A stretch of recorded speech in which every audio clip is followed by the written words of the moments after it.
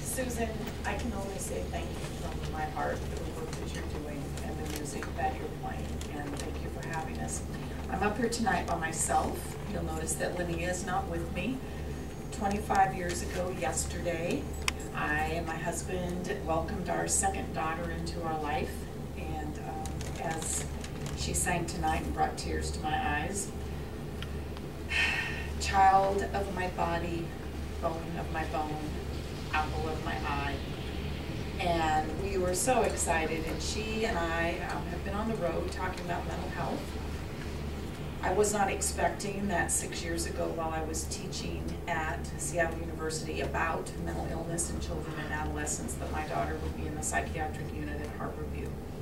It was not what I was prepared for when I had her 25 years ago. But there's a light on the other side of that dark cloud that we go through. And I have to say, from a personal perspective, listening to this music, all through my daughter's hospitalizations and her illness, she wrote. She wrote and she wrote and she wrote and she wrote. And out of desperation, I said to her one day, we should write a book. We should put it together. And so we have. We have a book that will be coming out in about a year from St. Martin's Press, so watch for that.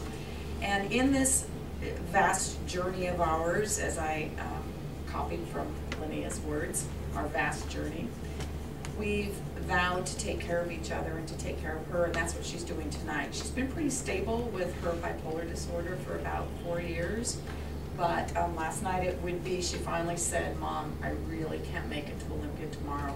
I need to see my doctor tomorrow. And so she's taking care of herself and sent her love to Susan.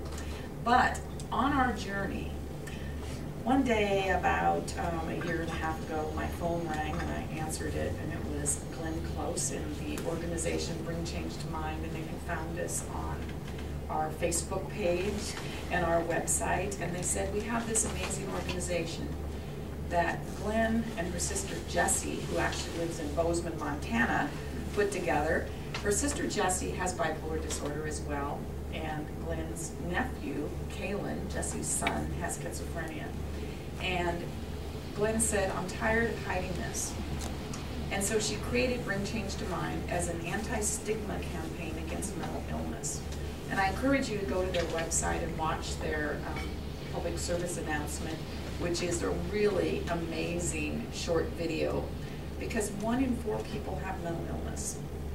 And they've now written a pledge. And it doesn't mean you necessarily have mental illness in your table of 4, but but if you think about anxiety, depression, bipolar disorder, schizophrenia, all the obsessive compulsive disorders, all the many things that are out there, they're in all of our families. And so I'd like to read to you a pledge that is on the Bring Change to Mind website. There's 2. Linnea was going to read the one written for those people that some folks call consumers, and I call heroes. My daughter is one of those. And the other one is for the rest of us, and that's the one I'm going to read.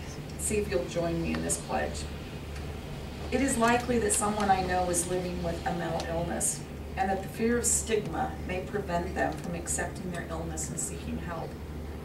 I can make a difference by learning about mental health issues and the devastating effects of stigma. If someone I know exhibits sudden changes in behavior, I will pay attention and reach out to them. If someone that I know is experiencing suicidal thoughts, I will take it seriously and make every effort to ensure they get help.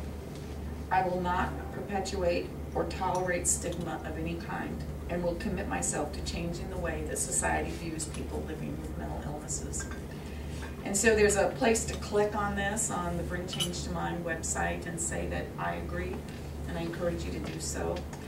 My daughter said the end of her speech, which she had written last night, her words were that for her, stepping out and talking about her mental illness has been not only empowering, but has been part of her recovery. It has been part of making mental illnesses human. When she was first hospitalized and they moved her to Harborview in the psych unit, Mom, I was terrified. I was terrified. And I talked to her doctor, and she said to me, remember one thing, they're all just people. And it was true. We were in with the people off of the streets in Seattle, and I sometimes see them today sleeping on the sidewalks, but they're all just people. So that was one thing. And then the last comment that we both learned in this vast journey of ours is that this push to get mental illness out of the darkness and to talk about it and to make it real and normal and part of our everyday life has become a civil rights movement. My graduate students have told me that. They were like, wow, I didn't know that this was like almost the gay movement a few years ago, where we don't have to hide who we are. And I hope I don't offend any of you. I know I'm in Olympia, so this is cool.